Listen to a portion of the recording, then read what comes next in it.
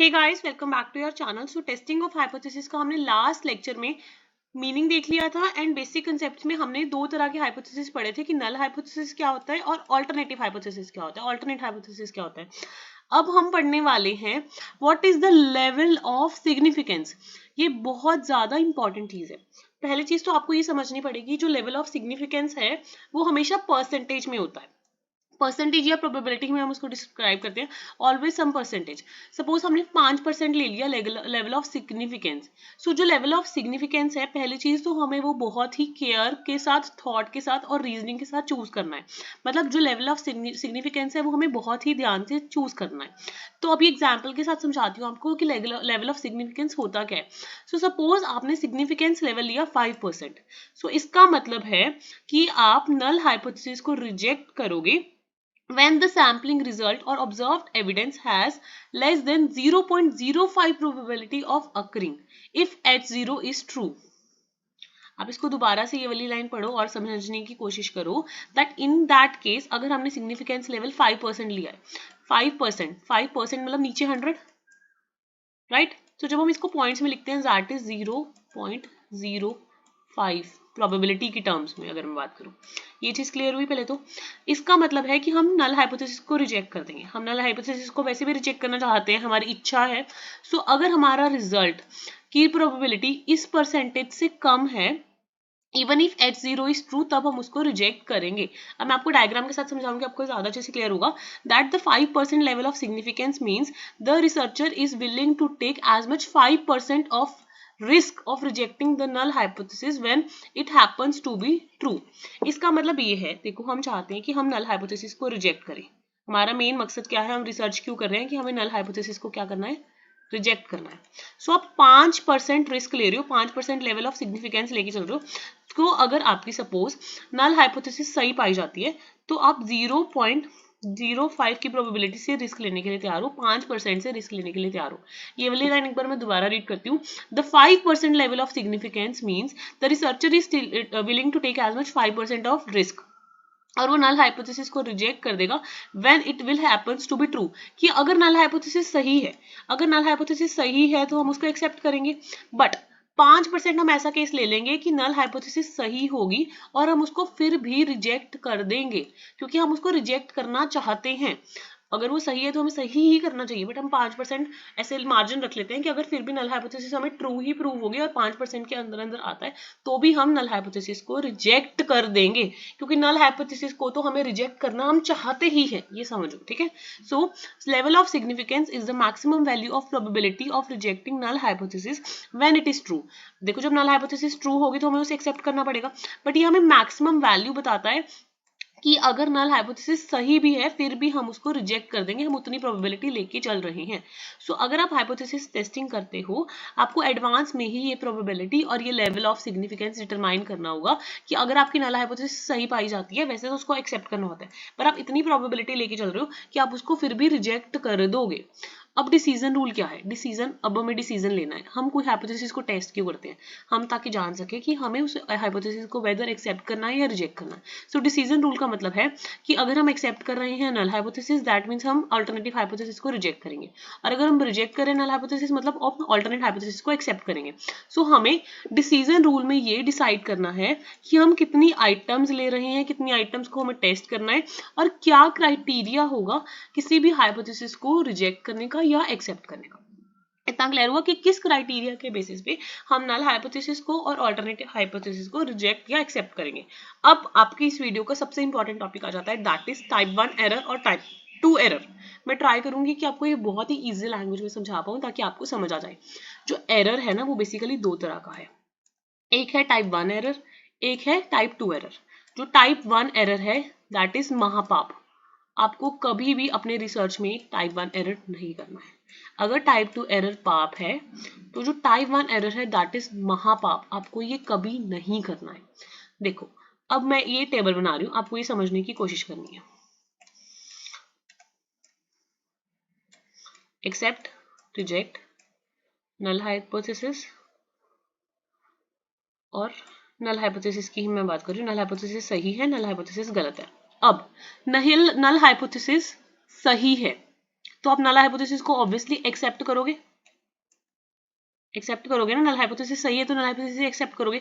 But अगर null hypothesis सही है और आप उसको रिजेक्ट कर देते हो तो आपका टाइप 1 एरर आ जाएगा। क्या आ जाएगा? टाइप 1 एरर आ जाएगा। अब नल हाइपोथेसिस गलत है तो आप उसको रिजेक्ट करोगे, ये बिल्कुल सही चीज है। बट अगर नल हाइपोथेसिस गलत है फिर भी आप उसको एक्सेप्ट कर लेते हो तो वो टाइप 2 एरर होता है। जो ये दोनों एरर्स हैं ये नल हाइपोथेसिस के साथ ही एसोसिएटेड है, पहले तो ये समझने की कोशिश करो, ठीक है। और जो एरर है वो दो तरह का है, इतना क्लियर हुआ। जो टाइप 1 एरर है हम उसको अल्फा के साथ डिनोट करते हैं, अल्फा एरर बोलते हैं। और इसको हम ये भी बोलते हैं कि ये लेवल ऑफ सिग्निफिकेंस का टेस्ट है। क्या बोलते हैं? लेवल ऑफ सिग्निफिकेंस का टेस्ट है टाइप 1 एरर। और जो टाइप 2 एरर है इसको हम बीटा के साथ रिप्रेजेंट करते हैं और ये बीटा एरर है। क्लियर हुआ? टाइप 1 एरर का मतलब है नल हाइपोथेसिस सही थी और आपने उसको एक्सेप्ट कर लिया तो कोई दिक्कत नहीं। बट नल हाइपोथेसिस सही थी, हम चाहते थे उसको रिजेक्ट करना पर वो सही पाई गई और हमने फिर भी उसको धक्के से क्या कर दिया? रिजेक्ट कर दिया। ये क्या है? महापाप है।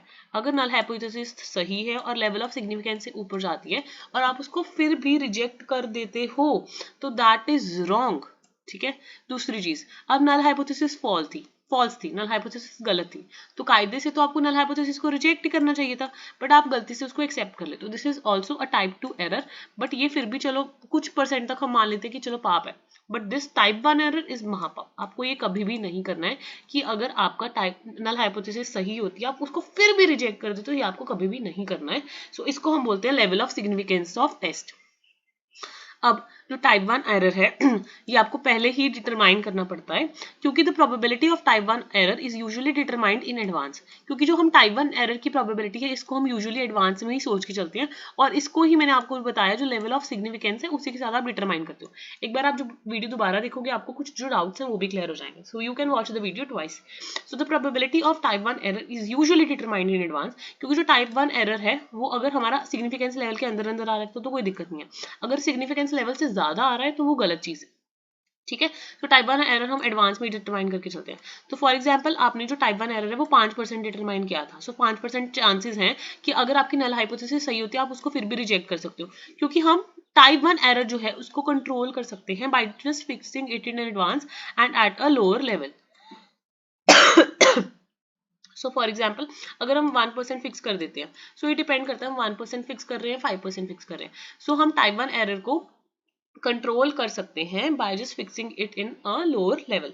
सो जितना हम कम टाइप 1 एरर चाहेंगे उतना हम लोअर लेवल पे टाइप 1 एरर को फिक्स कर देंगे। But with a fix sample size n, when we try to reduce type 1 error the probability of committing type 2 error increases. अब आपको एक चीज समझनी होगी, दो तरह के एरर हैं, टाइप 1 एरर, टाइप 2 एरर। अगर आप चाहो टाइप 1 एरर को कम करने की तो टाइप 2 एरर बढ़ जाएगा, और अगर आप टाइप 2 एरर बढ़ाना चाहते हो और टाइप 2 एरर बढ़ेगा टाइप 1 एरर कर जाएगा। सो आप दोनों एरर्स को एक साथ रिड्यूस नहीं कर सकते। जैसे आपने तराजू देखा है ना, एक वेइंग होता है, एक चीज वेट रखा दूसरा बढ़ जाएगा, दूसरे पे वेट रखा पहला बढ़ जाएगा। सो ये ऐसे चलता है, आप दोनों को एक साथ नहीं बढ़ा सकते, मतलब इसमें उनका बैलेंस करना ही पड़ेगा। सो जो दोनों तरह की एरर्स होते हैं, type 1 error and type 2 error, इन दोनों के बीच में ट्रेड ऑफ होता है। So there is a trade off between two types of error, which means that the probability of making one type of error can only be reduced. कि एक type की हम प्रोबेबिलिटी कम कर सकते हैं जब हम दूसरे की प्रोबेबिलिटी बढ़ा दें, एक की बढ़ाएंगे दूसरे की घटाएंगे। सो द डिसीजन मेकर, उन डिसीजन मेकर्स को ये डिसाइड करना पड़ता है कि वो किस टाइप का अप्रोप्रिएट लेवल लेना चाहते हैं टाइप 1 एरर का, by estimating the cost and penalties attached to both type of error. So आपको हमेशा जब भी आप रिसर्च कर रहे हो आपको हमेशा ट्राई करना है कि आप एडुकेट बैलेंस बना पाओ टाइप 1 और टाइप 2 एरर के बीच में, तभी आपको जो लेवल ऑफ सिग्निफिकेंस है वो इतना ज्यादा इंपॉर्टेंट है। अब हमारा नेक्स्ट टॉपिक है which is important, that is one tailed test क्या होता है एंड टू टेल्ड टेस्ट क्या होता है। ये आपको भी ध्यान से समझना है। देखो दो तरह के टेस्ट होते हैं, one tail test and two tail test. Two tail test, a two-tailed test reject the null hypothesis if the sample means significantly higher or lower। जब हम टू टेल की बात करेंगे तब हम और की बात करेंगे कि हायर भी हो सकता है लोअर भी हो सकता है। क्लियर हुआ? सो दो तरह का टेस्ट होता है, देखो one tail test and two tail test. अब जब हम डायग्राम से समझेंगे तब आपको ज्यादा क्लियर होगा। So a two tail test reject the null hypothesis if the sample means significantly higher or lower than the hypothesized value of the mean of the population, appropriate when the null hypothesis is some specified value and the alternative hypothesis is not equal। अगर आपको याद होगा मैंने आपको 3 cases पढ़ाए थे, that अगर null hypothesis का मतलब है दो चीजें इक्वल है, तो अगर आपने नल हाइपोथेसिस को रिजेक्ट कर दिया दैट मीन्स आप ऑटोमेटिकली अल्टरनेटिव हाइपोथेसिस को एक्सेप्ट कर रहे हो। सो अल्टरनेटिव हाइपोथेसिस में मैंने आपको बताया था 3 तरह के केसेस होते हैं कि दो चीजें इक्वल नहीं है, एक चीज दूसरी से बड़ी है और दूसरी चीज पहले से बड़ी है। तो ये 3 केसेस बताए थे। जो ये हमारा पहले वाला केस है नॉट इक्वल, तो जो नॉट इक्वल वाला केस है इसमें फर्दर 2 केसेस बन जाते हैं कि वो या तो बड़ी होगी या छोटी होगी। सो इस केस में हमारा जो टेस्ट है वो 2 टेल्ड टेस्ट काम में आता है। पहले तो ये चीज क्लियर करो। So a two tailed test is appropriate when the null hypothesis is some specified value and alternative hypothesis is the value not equal to the specified value in the null hypothesis. तो null hypothesis की कोई specified value होती है और वो ऐसी value होती है जो नल हाइपोथेसिस के इक्वल नहीं होती है। सो अगर हम टू टेल टेस्ट की बात करेंगे, टू टेल्स है मतलब 2 रिजेक्शन रीजन्स, तो हमेशा ये चीज याद रखना कि 1 tail test means 1 rejection region and 2 tail test means 2 rejection region. 2 tail test means 2 rejection region, 1 tail test means 1 rejection region. तो आपको डायग्राम कैसे बना के आनी है, देखो आपको यहाँ पे स्ट्रेट लाइन ड्रॉ करनी है, आपको नॉर्मल डिस्ट्रीब्यूशन कर्व बनाना है यहाँ पे, और ये जो सेंटर वाली लाइन है ये आपकी सेंटर वाली लाइन होगी। इसमें 2 रिजेक्शन रीजन होंगे, एक ये वाला और एक ये वाला। अब हमने इसमें सिग्निफिकेंस लेवल 5% लिया है तो प्रोबेबिलिटी कितनी होगी 0.05। अब 2 जगह रिजेक्शन है तो ये जो प्रोबेबिलिटी है ये दोनों साइड बढ़ जाएगी। सो 0.025 एरिया इधर आएगा, 0.025 एरिया इधर आएगा। ये दोनों आपके रिजेक्शन रीजन हो गए, और जो ये सेंटर वाला रीजन हो गया ये आपका एक्सेप्टेंस रीजन हो गया। So acceptance and rejection region in case of two tail test with 5% significance level आप प्रॉपर मेंशन करोगे, यहाँ पे 2 डॉटेड लाइंस बनाओगे, ये आपकी लिमिट होगी कि अगर आपकी नल हाइपोथेसिस यहाँ पे या यहाँ से बाहर फॉल करती है तभी आप उनको रिजेक्ट करोगे। क्लियर हुआ? अब इसमें आपके 2 रिजेक्शन रीजन है, both taken together equals to 0.95 और 95%। तो ये 5% एरिया मिला के है ना, तो 2.5% एरिया ये रहा, 2.5% एरिया ये रहा, 95% एरिया ये रहा, और ये आपका एक्सेप्टेंस रीजन है। तो आप नल हाइपोथेसिस को सिर्फ तभी एक्सेप्ट करोगे if the sample means false in this group, and अगर यहाँ पे और यहाँ पे आ रहा है तब आप उसको नल हाइपोथेसिस को क्या कर दोगे, रिजेक्ट कर दोगे। These are the rejected area. So reject null hypothesis if the sample mean falls in either of these 2 regions, क्योंकि आप 5% रिस्क लेने के लिए तैयार हो नल हाइपोथेसिस को रिजेक्ट करने के लिए, यही आपकी आपने लिमिट तय करी है। क्लियर हुआ? सो अगर आपका जो रीजन है वो z के इधर पॉजिटिव 1.96 है ना यहाँ पे, और यहाँ पे है z माइनस 1.96, तो अगर इसके इधर फॉल करता है, अगर इससे इधर फॉल करता है तो आप उसको रिजेक्ट करोगे। सो आप इसको रिप्रेजेंट कैसे करोगे कि अगर आपका जो एक्सेप्टेंस रीजन है वो अगर 1.96 के लेस देन है या इक्वल है तो आप उसको एक्सेप्ट करोगे, और रिजेक्शन रीजन क्या है, अगर ग्रेटर है 1.96 से या माइनस 1.96 से स्मॉलर, उस केस में आप उसको रिजेक्ट करोगे। So the probability of the rejection region will be 0.05, जो हम दोनों टेल्स पे, क्योंकि हम 2 टेल करें तो दोनों टेल्स पे इक्वली स्प्लिट अप करेंगे, which will result in 0.025, and acceptance region हमारा होगा 0.95 as shown in the curve. अब हम 1 टेल टेस्ट की बात करते हैं। 1 टेल टेस्ट में हमने पढ़ लिया था कि हमने नल हाइपोथेसिस इक्वल होती है, ठीक है, हमने इसको रिजेक्ट कर दिया तो हमारे पास ऑल्टरनेटिव हाइपोथेसिस में 3 सिनेरियो पड़े थे, not equal to, less than या फिर ग्रेटर देन। तो ये वाला जो सिनेरियो है ये तो हमने 2 टेल टेस्ट में कवर कर लिया। अब अगर लेस देन या सिर्फ ग्रेटर देन वाली कंडीशन है, उस केस में हमारा एक साइड पे 1 टेल बनेगा, जहां पे हमारा जो रिजेक्शन रीजन है वो सिर्फ एक ही साइड पे होगा। सो इस केस में जो पॉपुलेशन मीन है वो या तो लोअर होगी या हायर होगी हाइपोथेसाइज्ड वैल्यू से। सो 2 तरह का 1 टेल टेस्ट होता है, या तो लेफ्ट टेल टेस्ट हो सकता है या राइट टेल। अभी हमारा जो रिजेक्शन रीजन है आप देखोगे लेफ्ट साइड पे है, सो इसको हम बोलेंगे लेफ्ट टेल्ड टेस्ट। क्या बोलेंगे हम इसको? Left tailed test. एक और डायग्राम मैंने यहाँ पे नीचे ली हुई है, इसमें हमारा जो रिजेक्शन रीजन है वो राइट हैंड साइड पे है, so this one is the right tailed test. So 1 tail test can be left tail test और द राइट टेल टेस्ट। तो जो लेफ्ट टेल टेस्ट होता है इसमें हम सिर्फ लोअर वैल्यू को रिजेक्ट करते हैं। सो इसमें जो रिजेक्शन रीजन होता है वो सिर्फ लेफ्ट हैंड साइड होता है। तो रिजेक्शन रीजन में सपोज हमने लेवल ऑफ सिग्निफिकेंस ले रखा है 5%, सो हमारा टोटल 0.95 तो हमारा एक्सेप्टेंस रीजन है, और 0.05 एरिया ऐसा है रिजेक्टेड। पर अभी एक ही टेल है तो सारा का सारा जो फॉल करेगा वो एक ही साइड पे फॉल करेगा। सो ये हमारा एक्सेप्टेंस रीजन है अगर हम नल हाइपोथेसिस को एक्सेप्ट करेंगे, अगर हमारा इस एरिया में फॉल करता है। सो इसमें एक साइड तो 0.5% एरिया होगा और एक साइड 0.45% एरिया होगा। क्लियर हुआ? सो अगर सिर्फ इसके नीचे होगा तभी हम उसको क्या करेंगे, इससे बड़ा होगा तभी हम उसको एक्सेप्ट करेंगे, अदरवाइज अगर इससे नीचे होगा या अगर इसके बराबर होगा तो हम उसको क्या करेंगे, रिजेक्ट करेंगे। क्लियर हो गया? सो अगर यहाँ पे भी कुछ फॉल करता है हम उसको नल हाइपोथेसिस को रिजेक्ट कर देंगे if the sample mean of the region falls in this area. If our sample mean derivatives significantly deviates from 100 in the lower direction, we shall reject null hypothesis. ठीक है, otherwise we shall accept null hypothesis at a certain level of significance. तो ये significance level हमें try करता है कि हम जो एरर है वन वो कम से कम कर पाए। अब वन टेल टेस्ट में राइट हैंड साइड पे रिजेक्शन रीजन होगा, राइट हैंड साइड पे। सो इसमें हम वही सेम जैसे हमने पहले बनाया था वैसे ही हम ड्रॉ करेंगे 5% सिग्निफिकेंस लेवल एरिया। सो ये वाला हमारा रिजेक्शन रीजन हो गया। सो अगर यहाँ पे पॉजिटिव आना चाहिए, तो अगर हमारा रिजेक्शन रीजन होगा अगर हमारा 0.164 से ग्रेटर है तो उस केस में ही सिर्फ हमारा रिजेक्शन रीजन होगा। ये सारा हमारा एक्सेप्टेंस रीजन है।